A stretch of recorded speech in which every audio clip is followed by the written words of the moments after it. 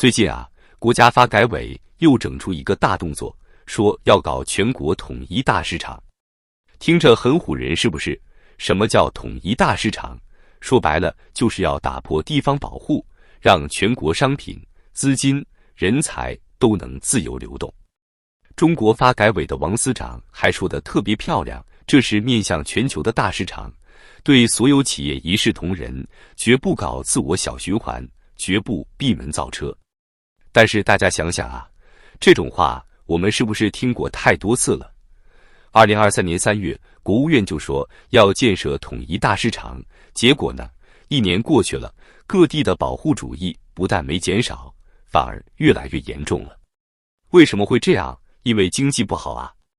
我给大家算个账，2023年中国 GDP 增速才 5.2%， 创了30年来的新低。地方财政收入就更惨了，全国31个省份里面有25个省的财政收入是负增长，而且不是一般的负增长，像云南、贵州这些地方，财政收入暴跌 20% 以上。这么惨淡的经济形势下，你让各地开放市场，那不是要了他们的老命吗？就拿政府招标来说吧，现在很多地方招标都有隐形门槛，比如要求投标企业必须在本地注册，必须有本地纳税记录等等。为什么要设这些条件？还不是为了保住本地企业，保住税收。你现在说要取消这些限制，让外地企业也能来竞争，那本地企业怎么办？本地税收从哪里来？更有意思的是，这个统一大市场政策里还说要建立全国统一的就业和社保平台，取消户籍限制。听着是不是很美好？但问题是，现在连上海、北京这样的发达城市都在下狠手赶人，35岁以上的就业歧视比比皆是。你说取消户籍限制，人家连工作都不给你，你拿什么在当地立足？所以啊，这个统一大市场就跟以前的放管服改革一样，说的天花乱坠，做起来难于登天。为什么？因为中国的问题从来就不是政策文件写得不够好，而是经济基本面出了大问题。经济不景气，地方财政吃紧，你指望他们主动开放市场，那不是痴人说梦吗？再说了，这个统一大市场的文件里，处处都在强调要用大数据、人工智能来监管市场。大家想想，这不就是计划经济穿了件新衣服吗？以前是政府用计划来统一配置资源，现在是用大数据来统一调控市场。只不过一个是人工配置，一个是机器配置，本质上还是在否定市场的自发调节作用。这不禁让我想起了上海封城时的情况。当时政府也是想用大数据来统一调配物资，结果呢，物资短缺，民怨沸腾。这就说明，再先进的技术也代替不了市场机制啊！你现在搞这个统一大市场，不就是想把这种失败的模式推广到全国吗？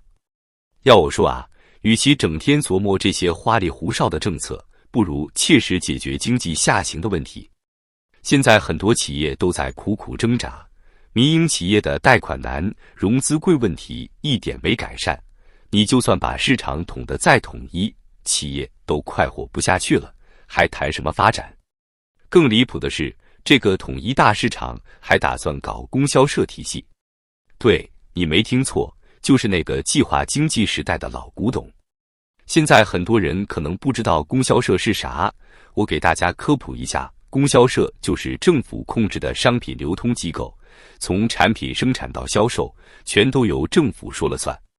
咱们来看看这个制度有多可怕。据调查，在一些中部地区的乡镇，供销社已经悄悄铺开好几年了。而且更吓人的是，很多地方的个体小商店都消失了，就剩下供销社一家独大。这是什么概念？这意味着老百姓买什么、卖什么都得看政府的脸色。有朋友说，供销社不是挺好的吗？商品齐全，价格统一。但大家想想，如果政府控制了所有商品的流通渠道，会发生什么？我给大家举个例子。上海封城的时候，不就是政府统一调配物资吗？结果怎么样？一颗白菜卖到50块，一斤猪肉都要价100多，这就是政府垄断的结果。而且更可怕的是，很多大中型企业都已经建立了党支部。这意味着什么？意味着只要时机成熟，一纸红头文件下来，企业的经营权就可以被党支部接管。到时候不光是流通渠道，连生产环节都要被政府控制。这不就是赤裸裸的计划经济回潮吗？我们再来看数据。2023年，全国供销社系统销售总额达到6.5万亿，看着很吓人，是不是？但细想一下，这意味着什么？意味着已经有大量的商品流通被政府垄断了。而且根据内部消息，2024年的目标是要突破8万亿，这增长速度比 GDP 增速都快好几倍。有人说我危言耸听，那咱们来看看现实。前段时间不是闹物价上涨吗？猪肉价格暴涨30%，蔬菜价格上涨50%。政府是怎么应对的？就是让供销社大量收购，然后平价销售。表面上看是在惠民，实际上是在扩大供销社的势力范围。更让人担忧的是，这个统一大市场还要求建立社会信用体系。听着很高大上，是不是？但实际上就是要把每个人的消费行为都纳入监控。你在供销社买了什么，花了多少钱，都会被记录在案。这不就是变相的配给制吗？我跟几个基层干部聊过，他们私下都说，这是在为未来可能的粮食配给制做准备。想想看，如果哪天真的实行配给制，只要控制了粮食供应，老百姓还不是得乖乖听话？这比现在费大力气维稳容易多了。而且你们发现没有，最近供销社在招人特别疯狂。光是2023年，全国供销社系统就新增了10万个岗位。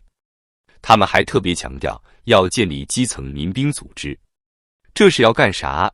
这不就是在为将来可能的社会管控做准备吗？所以说啊，这个统一大市场的本质就是要把计划经济的那一套重新捡起来。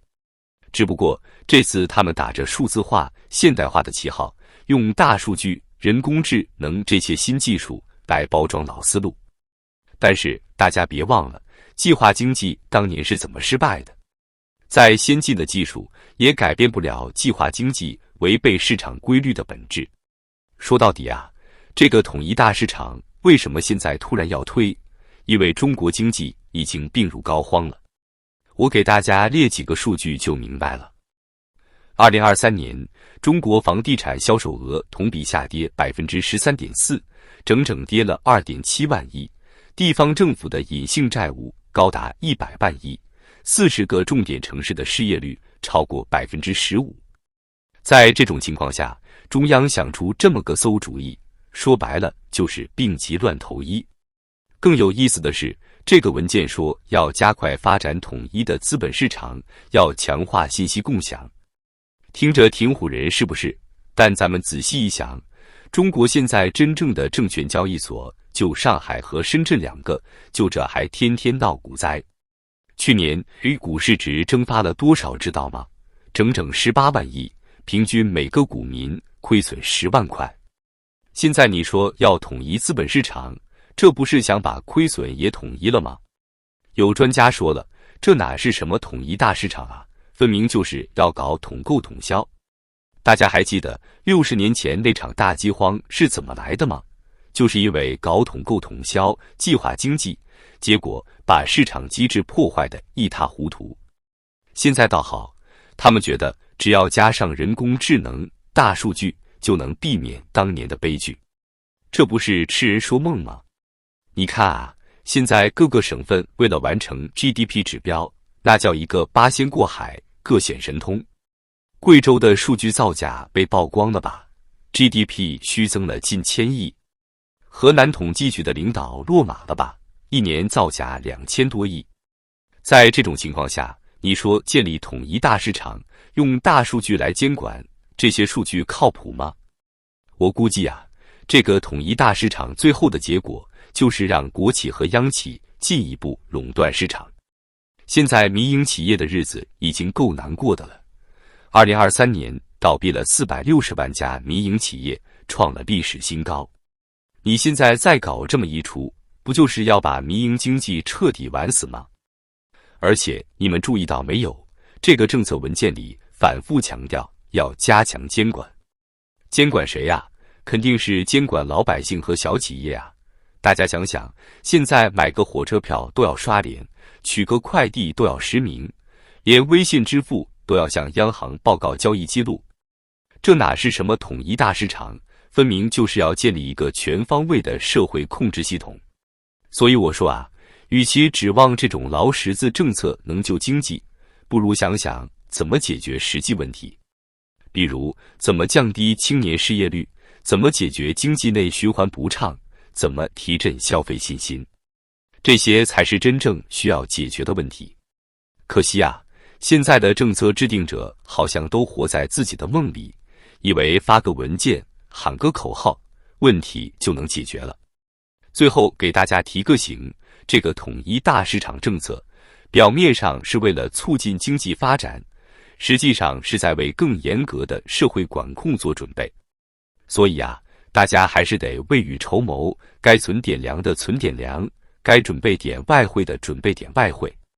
毕竟这世道已经够不太平了，可别到时候连买个大白菜都要看政府脸色。